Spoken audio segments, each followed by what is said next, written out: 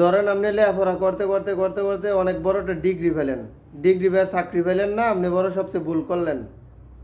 আপনি সময় নষ্ট করলেন, বাপ মার টিয়া নষ্ট করলেন, হ্যাঁ, অর্গ মাথায় কি আপনার ব্রেনের সমস্যা করলেন, চোখের সমস্যা করলেন, বিনিময়ে আপনি চাকরি পেলেন না। আপনি বড় ভুল করলেন। এই ডিগ্রিটাই আপনার সম্বল, এই ডিগ্রিটাই আপনার সম্পদ, এছাড়া কিছুই না। এই ডিগ্রিটা লইয়ে আপনি প্রতিটা কোম্পানির দুয়ারে দুয়ারে ঘুরবেন, প্রতিটা এই অফিসের দুয়ারে দুয়ারে ঘুরবেন, কোনো সার্কুলার দেয় খোঁজ খবর রাখবেন, ফেসবুক ইউটিউব ঘাটাঘাটি করবেন, কোনো একটা চাকরি পাওয়া যায়। আপনি এত বড় ডিগ্রি অর্জন করে যদি আরেকজনের কাছে চাকরির লাগে যদি গ্রহণ লাগে, এই লেখাপড়া না করাটাই অনেক ভালো না, অনেক ভালো। অথবা আমার গাল দিতে পারেন, আমি যেটা কই এটা লিগ্যাল। ভাই, আপনার বাপ মা যে এত ত্যাগ স্বীকার করে টাকা পয়সা দিয়া যে আপনার এত দূর পর্যন্ত লেখাপড়া করাইলো, আপনি যে চাকরি পান নাই, আপনার সামনে প্রকাশ করতো না, ভিতরে ভিতরে আপনার প্রতি রাগ। সে আপনার লেখাপড়ার কারণে সন্তুষ্ট না, কারণ আপনি ভালো একটা চাকরি অর্জন করতে পারেন নাই। বাপ মার যা সম্বল সব শেষ করে দেয়, আপনি কিছুই করতে পারেন না। অবশ্যই রাগ হইব, আপনিও রাগ হইবেন আপনার ছেলে সন্তানের কাছে।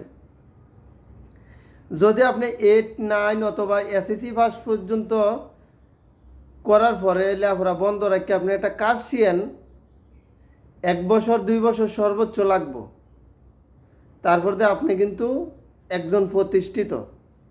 কারণ অন্তত আপনার ফ্যামিলি চালানোর কোনো টেনশন নাই, আপনি মোটামুটি শিক্ষিত, কাজ জানেন, আপনারে আটকায় কে? আপনার বিদেশও দাম আছে, দেশও দাম আছে। আপনার লেখাপড়া কইরা আপনি ডিগ্রি একটা নিয়ে ঘর নিয়ে বইয়া রয়েছেন, মানুষের দুয়ারে দুয়ারে ঘুরতে দেন, কাজ পান না, এ তো হাও সময় নষ্ট করে আপনি একটা ডিগ্রি অর্জন করলেন।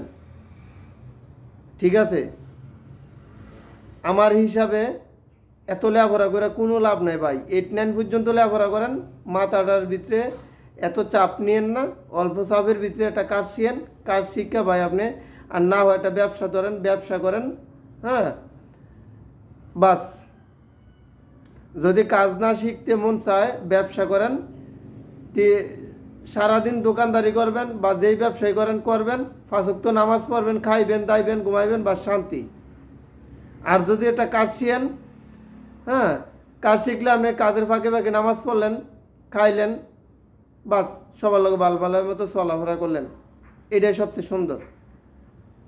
এছাড়া মামু খালু ছাড়া বাংলাদেশ চাকরি পাওয়া এত ইজি না। যাগো মামু খালু আছে, যাগো উপরে লেভেলে হাত আছে, তারা এসএসসি পাস হইলেও চাকরি পাইব। এসএসসি পাসের জায়গার মন ডিগ্রি পাস লাগাই দিব, শেষ। দোনোটাই তো ফাঁস, একটা হয়েছে অরিজিনালি ফাঁস আর একটা হচ্ছে নকল ফাঁস।